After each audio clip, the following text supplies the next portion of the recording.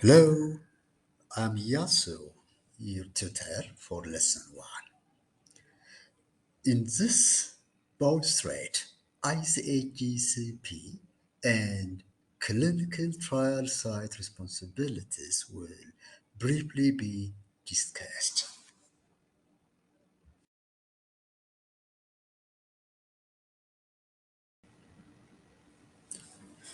Just to give you an outline of this presentation. First, contents and major focus areas of ICA-GCP will briefly be described. Then, the concept of GCP will be discussed. We'll also discuss how ICA-GCP came to existence. The principles and standards of GCP would also be mentioned in this presentation. Finally, the responsibilities of stakeholders like sponsor, clinical monitor, and investigator will be discussed as well.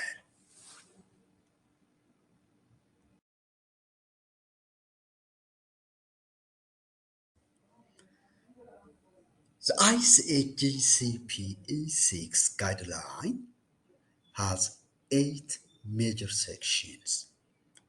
Section 1 deals with glossary. Section 2 with principles of ICA-GCP.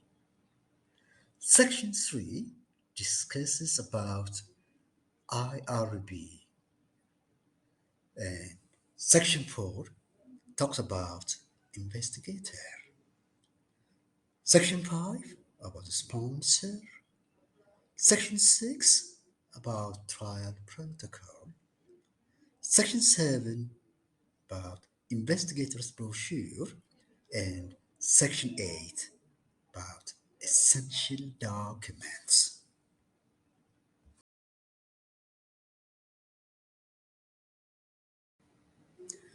The four major focus areas of ICA-GCP include efficacy, safety, quality, and miscellaneous.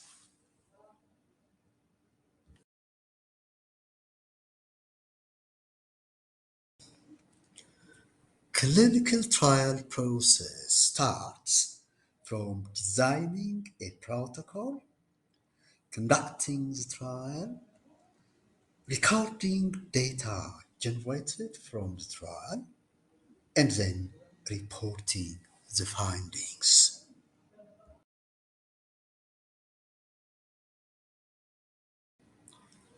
Good clinical practice is an international ethical and scientific quality standard for all the processes of clinical trial, i.e., designing a protocol, conducting a trial, recording data generated from the trial, and reporting the findings.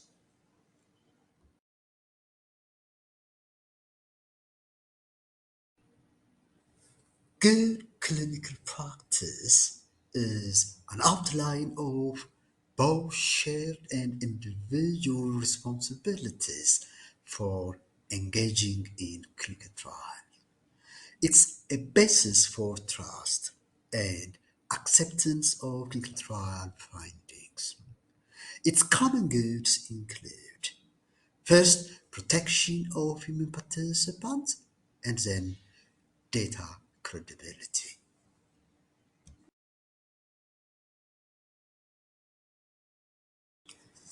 Good clinical practice is an intercept for all clinical trial stakeholders, which include the ethics committee and the regulatory body, the sponsor, and the investigator, together with their teams.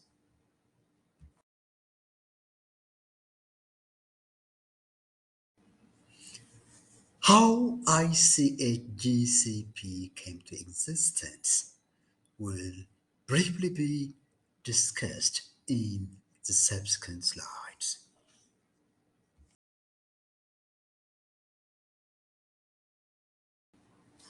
To go through the historical events which contributed to the birth of ICAGCP, in 1848, the Agricultural Division was established in the US. Then in 1901, this division was converted to the Bureau of Chemistry. 5 years later, in 1906, the Pure Food and Drug Act was developed by this bureau in the US. In 1927, the Bureau of Chemistry was reorganized as the Food, Drug, and Insecticide Organization. 3 years later, in 1930, this organization became the Food and Drug Administration of the US, which is currently a well-established organization in the US.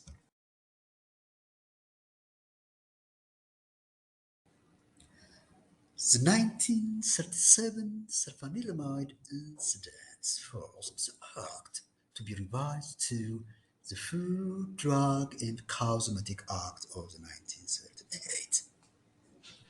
The 1960s thalidomide tragedy led to amending this act.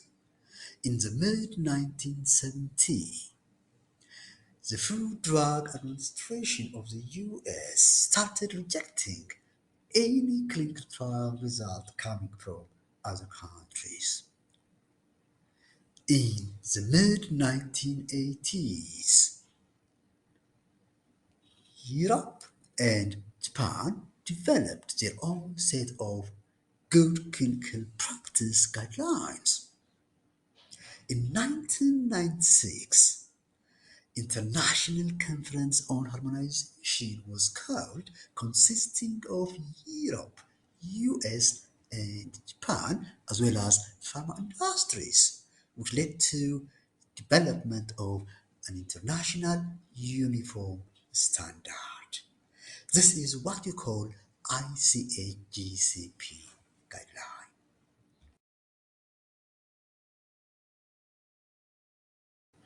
The following are the summary of the principles of good clinical practice: developing scientifically sound protocol, conducting trials in compliance with the approved protocol by the ethics committee, weighing the risks against benefits, and initiating as well as continuing the trial if and only if the anticipated benefits justify risk, obtaining free informed consent without coercion and/or undue inducement, protecting the confidentiality and respecting the privacy of study participants, considering the rights, safety, and well-being of study participants,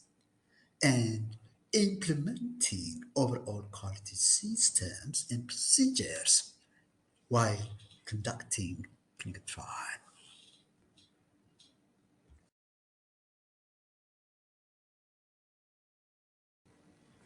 In our earlier discussion, we mentioned there are GCP standards for designing protocol, conducting a trial, recording trial data, and reporting trial findings. As far as GCP standards for designing are concerned, these include writing scientifically sound protocol, preparing an investigator's brochure which provides relevant information on the investigational product, and making sure that there are adequate resources for the clinical trial to conduct.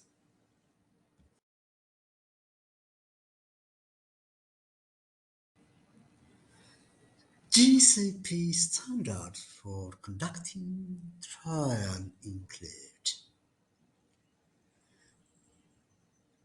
getting ethics committee and regulatory approvals prior to launching the trial, getting signed informed consent from prospective participants, having qualified, trained, and experienced research staff, including investigators, complying with protocol while conducting the trial, maintaining data confidentiality, managing adverse events on the spot, and taking product accountability into consideration.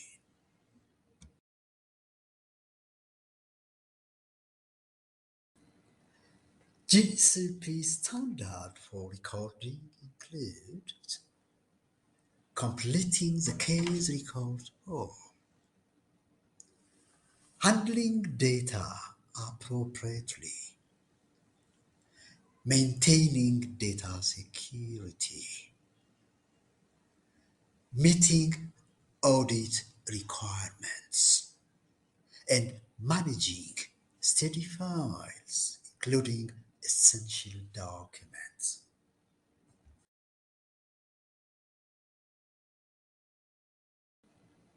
GCP standard for reporting includes reporting interim reviews on efficacy data as well as adverse events and or serious adverse events, reporting progress and the final reports, and monitoring as well as audit reports reporting.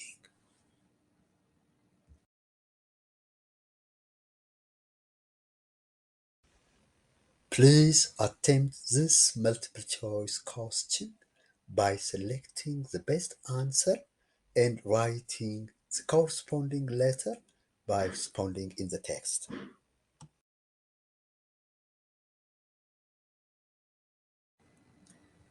Stakeholders, i.e., sponsor, clinical monitor, and investigators' responsibilities will briefly be discussed in the subsequent slides.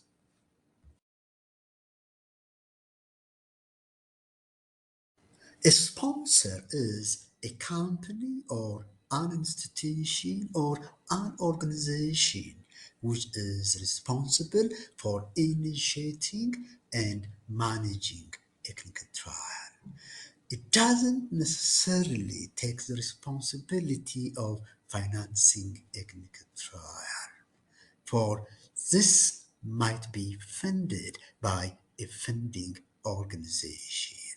Of course, in some instances, like in the case of pharma industries, the sponsor could also finance a clinical trial.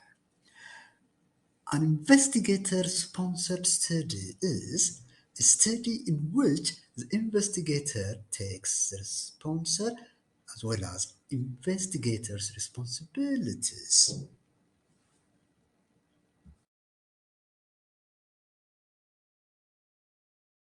The following are the major responsibilities of sponsor: identifying and obtaining the signed investigator's agreement, allocating duties and functions of the investigator, providing training to the investigator as well as to the whole research team, ensuring ethics committee and national regulatory authority approvals are obtained and documenting them appropriately, supplying the principal investigator with adequate investigational products on time with relevant information.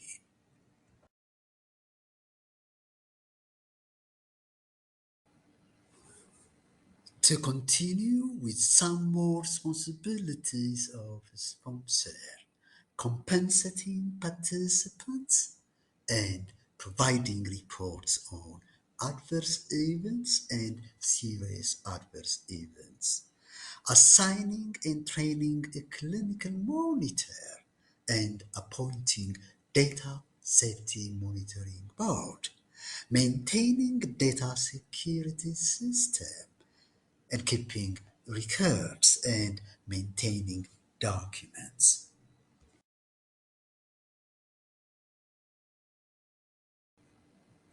How about the responsibilities of a clinical monitor?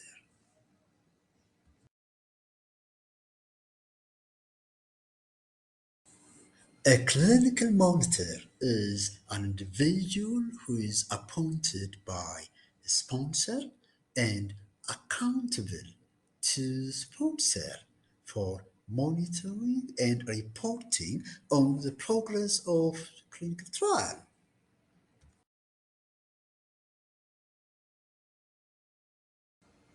A clinical monitor should be well trained with appropriate qualification. A clinical monitor should have scientific and clinical knowledge and has to have a good communication skill. A clinical monitor should be well organized and ready to accept any instruction coming from the sponsor and should remain standby.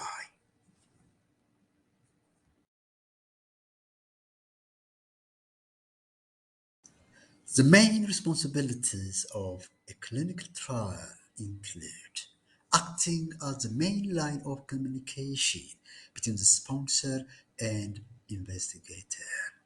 A clinical monitor should act as an eye and ear of the sponsor, verifying availability of qualified investigator as well as adequate resources prior to the commencement of a trial as well as while the trial is being conducted. Checking for proper documentation of the signed informed consent by the prospective participant, maintaining participants' confidentiality, monitoring beneficence and non-maleficence of the study, checking whether data are accurate, complete, and verifiable from the source document, and identifying the research misconduct and or fraud and reporting the same to the sponsor.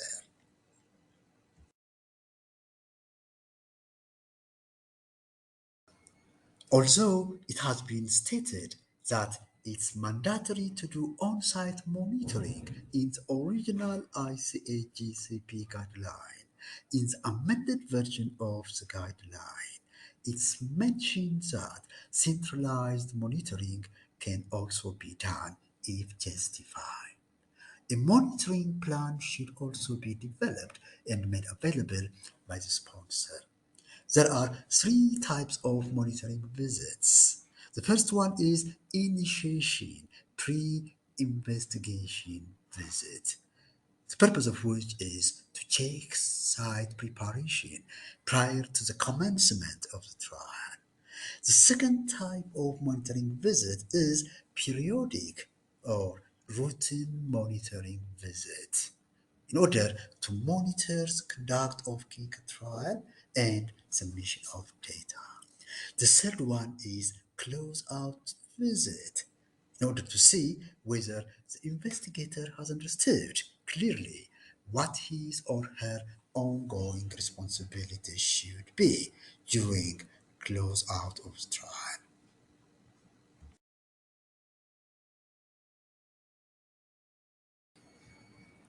A principal investigator is a leader of the clinical trial team responsible for the conduct of clinical trial at the clinical trial site.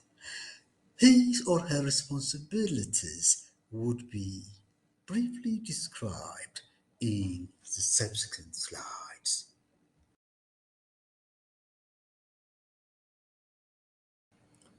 The following are the main responsibilities of an investigator: getting ethics committee approval prior to initiating the trial, permitting monitoring, allocating sufficient time to properly conduct the clinical trial, assuring availability of adequate facilities and qualified staff for the clinical trial conduct.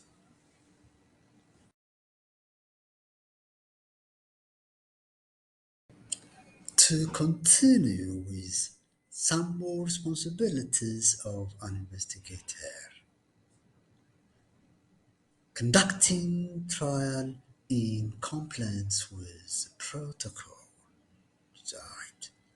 Following trials randomization procedures while the trial is being conducted, permitting inspection by a regulatory authority, ensuring accuracy, completeness, legibility, and timelines of data reported to the sponsor, retaining essential documents as per applicable requirements of the regulatory body, providing summary of trial's outcome.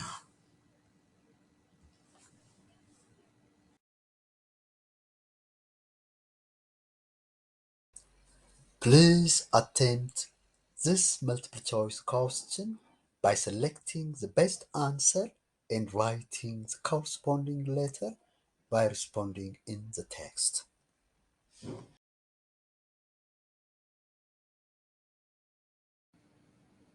Thanks a lot.